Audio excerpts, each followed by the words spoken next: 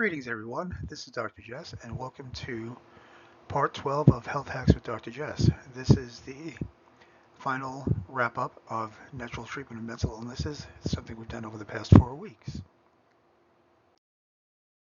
Let's review. We talked about the fact that mental illnesses are multifactorial, which means that the symptoms that you see have both physiologic and psychologic origins, and it doesn't really matter which came first, the chicken or the egg. Both parts of that spectrum must be treated. Almost always the physiologic causation and manifestations are not adequately considered or treated, and this becomes the stone that's been left unturned. We covered the various areas of the brain and the functions, the psychological functions that they are responsible for. We talked about what the function and dysfunctions were, and the neurotransmitters that were primary in those areas. We talked about the difference between excitatory and inhibitory neurotransmitters.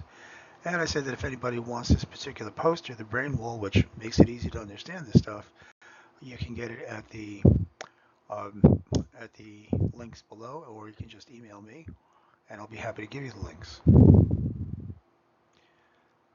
Talk basically about what causes imbalances in the neurotransmitter system and then leads to all the behaviors that are considered neuropsychiatric problems, things like toxins, xenobiotics, dietary peptides, which means allergens, dysbiosis, bacterial, fungal, viral, and parasitic, but mostly it's stress. Okay, we live in a very stressful society, and in some cultures more stress than others, and that's one of the major reasons that we have a lot of neurotransmitter imbalances these days. We also talked a little bit about the neuroendoimmune supersystem, that the neurological system and the hormonal system and the immune system talk to each other constantly, and whatever happens with one happens to the other. And so you can have a immune system or leaky gut syndrome that may lead to hormone imbalance, that may give a woman, let's say, PMS or other hormonal dysfunctions, and that eventually is going to lead to neurotransmitter dysfunction. Sometimes the neurotransmitters go off and then the immune system and the endocrine system go off. It's a little complex, but just know that they're all related. We did talk about neurotransmitter depletion. There was a nice animation that was on our last podcast. So if you'd like to see the animation, go back to the last podcast and you'll understand how neurotransmitters get depleted and the whole process of them getting depleted. I think that was on the last podcast, or the one before that. Anyway, we also talked about emotional trauma and how this is a mostly ignored stressor, and it is just as, if not more important than physical trauma, microbial trauma, or anything else. Let's just remember that this kind of psychological, emotional, or spiritual trauma is just as bad as having infections, just as bad as being exposed to toxins. So it should not be ignored. And when it concerns neurotransmitter testing, the literature supported the following concepts: that urinary neurotransmitters correlated with clinical conditions, that the urinary neurotransmitter assessments can assist in choosing therapy, and the urinary neurotransmitter assessments can help monitor therapeutic success. Gave examples last time about how neurotransmitters will look over time given a particular condition like Lyme disease or PANDAS or something to that effect, where at first there's a global excitation, upper left-hand corner, okay, upper right-hand corner. About a year later, you start seeing some decompensation happening, especially at the bottom with norepinephrine and epinephrine, which is an indication of adrenal fatigue, one up, one down. About 3 or 4 years later, you start seeing more decompensation. That 20 to 80% is what's considered normal. So this is a deceptively normal looking neurotransmitter test, and that's why no neurotransmitter test should be taken by itself. Okay, you have to look at it in a dynamic fashion. 10 years later, it is again deceptively normal with the exception of the serotonin. And by 15, 20 years, the whole system is pretty well exhausted. And even though Well, you have serotonin and GABA and so forth is very, very low. But many of them were just barely into the normal range. But since there's more excitatory than inhibitory neurotransmitters, this person will have symptoms of excitation, anxiety, and so forth. Today we're going to do a case study. The best way to learn this stuff is in the context of a case study. This is about Alyssa. Alyssa, I do have her parents' permission, and Alyssa's much older now, and I have her permission to talk about this. At the time, and this is about 15 years ago or so, she was an 8-year-old little kid with visual distortions. Mom initially contacted me because she thought the child would need Erlen glasses. Erlen is a type of glasses that filter out certain frequencies. She also complained of a bad gut, pain about eating gluten, soy, or almost anything else. After questioning, we found out that little Alyssa had auditory, olfactory, which means she was smelling things that weren't there, and visual hallucinations. So I asked Mom to get a standard workup for two basic reasons. Sometimes there are conditions that are more easily corrected or are better treated by a different specialist, and the fact is olfactory hallucinations are secondary to a brain tumor unless proven otherwise.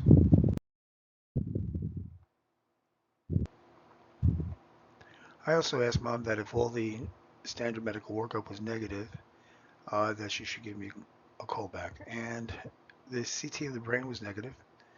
The MRI of the brain was negative for pathology.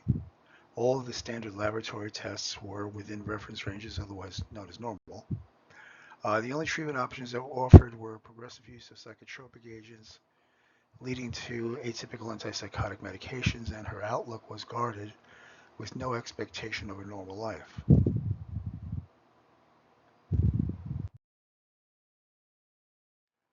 We did have her genetics. These are very early genetic studies, but nevertheless, the proper use of genetics is to help you point the way, not give you the absolute answer, but help you point the way. It should raise your index of suspicion in certain areas of your physiology. And if you know the pathways, there are significant level of polymorphisms, then what you do know is that these pathways won't function well under an oxidative stress load, which means when there's infection, when there's toxin exposure, and so forth and so on, that's when the polymorphisms or SNPs that are in the pathway may be in fact expressing. Now this is about her COMT and MAO, which are the things that break down dopamine. What you're seeing is an old version of Stratagene, the original version, because Stratagene for Dr. Ben I created, and this is what I showed Dr. Ben, and he developed it quite well. And here what you're seeing is on the right-hand side, you're seeing the COMT, which breaks down excitatory neurotransmitters, as being yellow and red, and then the MAOA, which is yellow, meaning that those pathways will probably back up dopamine, which is one of the reasons for her hallucinations. There's also, there was a SNP, significantly a GAD. GAD is called glutamate carboxylase. Like I said, when I say something fast, ignore it. And it takes glutamate and converts it to GABA. Glutamate is a horrible excitatory neurotransmitter that in high doses can cause seizures. And GABA, gamma-aminobutyric acid, is what your body uses to calm, especially in the brain. Okay, dysfunction of the GAD enzyme means there's going to be a backup of glutamate. This is why when some people treat leaky gut and they take glutamine, which is commonly used, they get worse. Okay, because this enzyme is not working. That's why with my population of patients, I don't usually use glutamine. Some of the things that were interesting is that her SOD, superoxide dismutase, was polymorphic as well as PON1. So basically, she had difficulty breaking down or dealing with oxidative stress. The PON1 is that enzyme that breaks down organophosphates like Roundup and so forth. And frankly, she lived in a kind of a farming community, so that was a significant factor. Mind you, these are old studies and aren't as informative as the newer studies, but I wanted to show you what I had to work with. The FUT2 has to do with mostly imbalances in the gut and B12. Okay, the IgA SNPs Just told you about a tendency towards food allergies that will occur with like leaky gut syndrome. This is part of a methylation pathway. Okay, what you're seeing is the folate pathway and the cobalamin pathway, which is what uh, conjugates B12. On the left-hand side, you're seeing a list of MTHFR SNPs or MTHFR variants.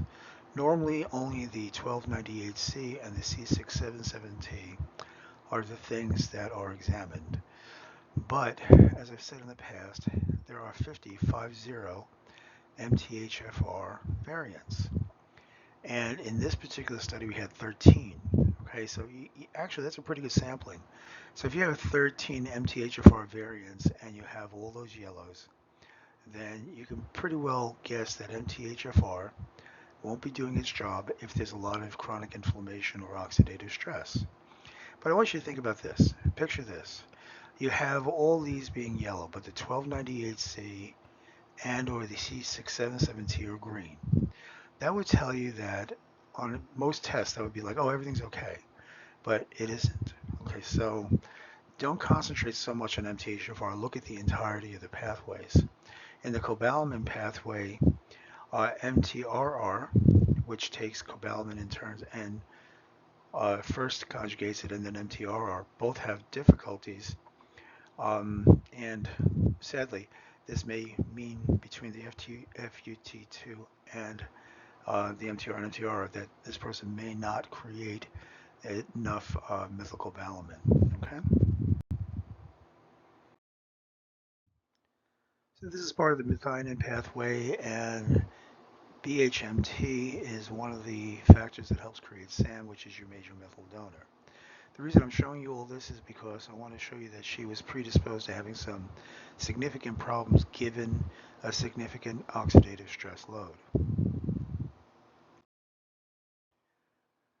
Also, we had the enzymes for the mitochondrial complex, the mitochondria. This particular enzyme, which is the first one, NDUFS, was significantly polymorphic, which gave me an indication that perhaps she had difficulty accepting her methyl donors and actually creating ATP, which is your body's energy. So the pathways that were significant were the neurotransmitter pathways, leaky gut syndrome, aldehyde metabolism, methylation, and mitochondrial function. Okay, so what do you do here is to start correlating to see if all the dogs are barking up a tree. So remember that diagnosis is a process of determining the root cause of an issue. Okay, so if you have a sore throat, that is a symptom. If you have strep throat, that's a diagnosis. Okay, many of the neuropsychiatric diagnoses are not diagnoses. They are descriptions of symptoms. They don't point to the actual reason for the problem. We did a neurotransmitter test, and here you can see the glutamate is quite high and the dopamine is quite high. That's sufficient reason for hallucinations. The norepinephrine epinephrine appearance is that of mid-stage adrenal fatigue. Now remember, she's 8 years old, so this form of decompensation, I'd say that what she had was fairly early on. Okay, I would say that within about 3 or 4 years of whatever she got, because it's not the global excitation, it's on its way down, so it's that 1 to 3 years area. So she's beginning to decompensate. If she was allowed to continue, it would be kind of a bad scene after a little while. So we have to think about what's upregulating the nervous system, what's making the nervous system so excitable to create these hallucinations. One always has to consider leaky gut syndrome, and the result of leaky gut syndrome is maldigestion and malabsorption, so you don't get everything you're eating.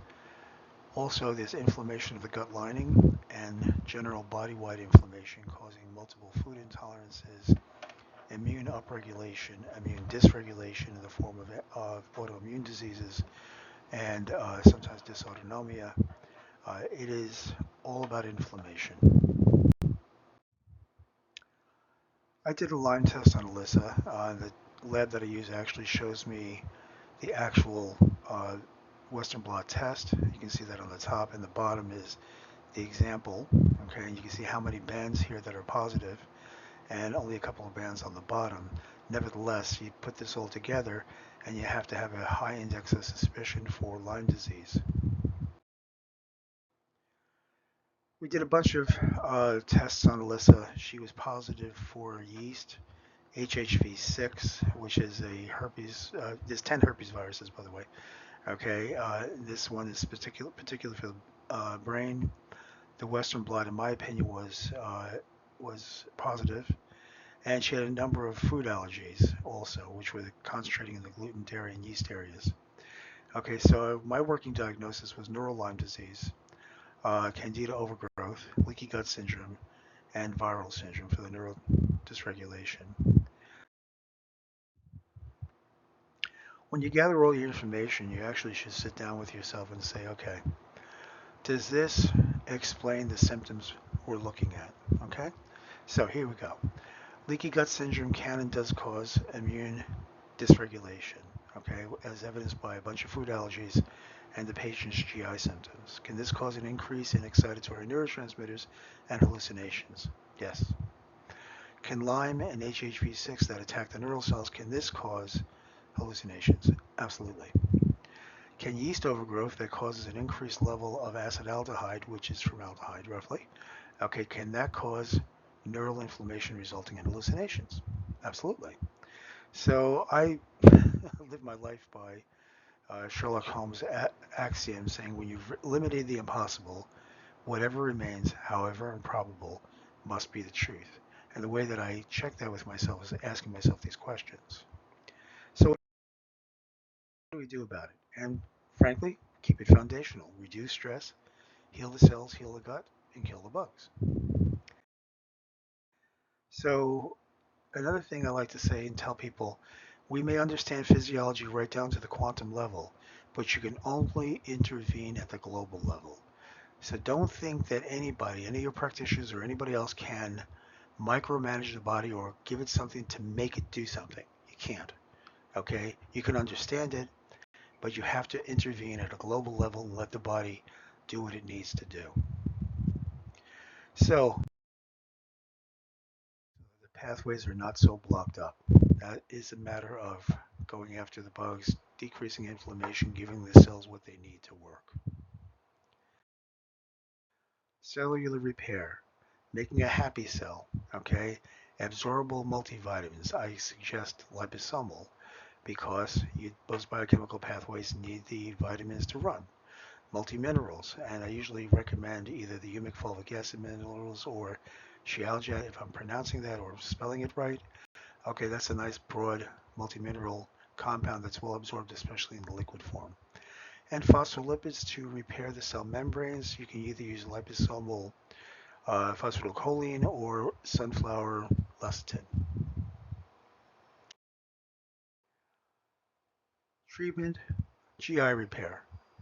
Frankly, you need to take digestive enzymes so that you break down your foods because partially broken down foods are actually antigens. Demulcent herbs to recreate the mucus layer, which is the first layer of defense.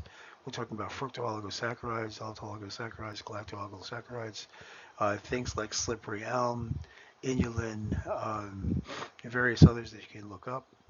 Butyrate, which is what will heal the cell, the cellular structure. Okay, I like the tributyrate compounds because they distribute the butyrate throughout the entire gut.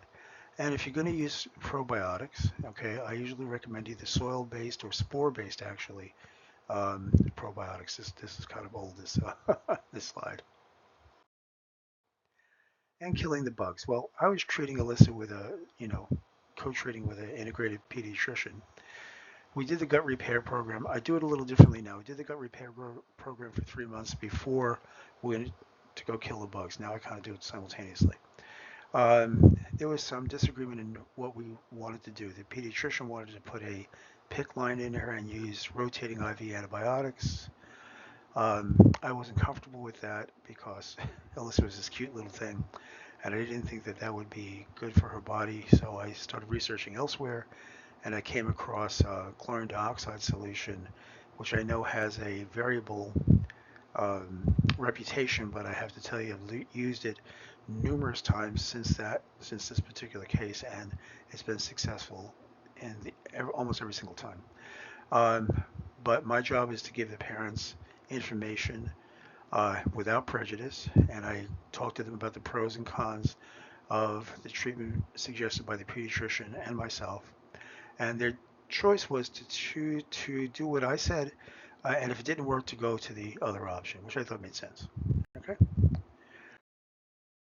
So after 3 months, actually after 6 weeks, Alyssa had no symptoms at all.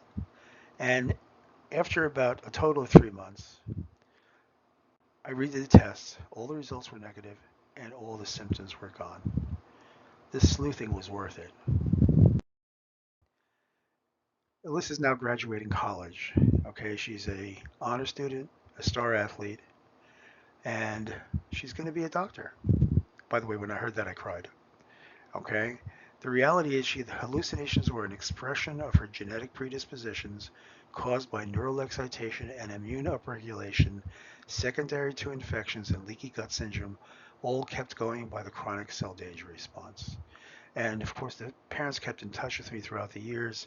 You can see how cute Alyssa was when she was 8, and she's still cute. Okay, and at 21 years old, she's graduating college, and she's going to serve other people by being, I can tell you, the best physician I've ever met. I guarantee you. But she's something amazing. Okay, and I'm very proud of her. Very, very proud of her. Call to action. Listen, people with mental illnesses, okay, suffer in silence. They're called all kinds of names, okay, nutter, crazy, loony, bonkers, and sadly, it comes from a lot of practitioners, okay? And I really call everybody, because I'm very close to this, to end the stigma, okay? People with mental illness are just the same as us. They're suffering from an illness. You wouldn't do that to somebody with diabetes. You wouldn't do that to somebody with thyroid dysfunction. Okay, think about it. Next week, we're going to start talking about the physiologic basis of addictions, alcoholism, compulsions, and so forth. So forth. This is usually ignored in the treatment of these serious diseases, and I'll tell you why next week. Thanks for hanging in with me. I know this was longer than usual. Okay. Again, please subscribe to my YouTube channel. Okay. If you have questions, you can email me at jess@drjessonline.com. And if you want to have a conversation about problems you're having, okay, just go to my website and book a free 30-minute get acquainted Zoom session. Special note to those who suffer or have loved ones who suffer from mental illness. If you've tried everything but the pain is still there, even alternative treatments haven't brought relief. But think about this, picture this. What if the right investigation or the right combination of things could finally make a difference? Isn't that worth a free conversation to explore what others may have missed? That's what I'm really good at. That's my forte. That's my passion. So let's talk. Okay, it's not going to cost you anything. I don't use strong arm tactics. I'm not going to, beat you over the head. But if somebody's still suffering, regardless of what the other practitioners say, it's worth a conversation. So go to my website, make a 30-minute free consultation. And as always, if no one told you they love you today, don't ever forget. Dr. Jess does. See you guys next week.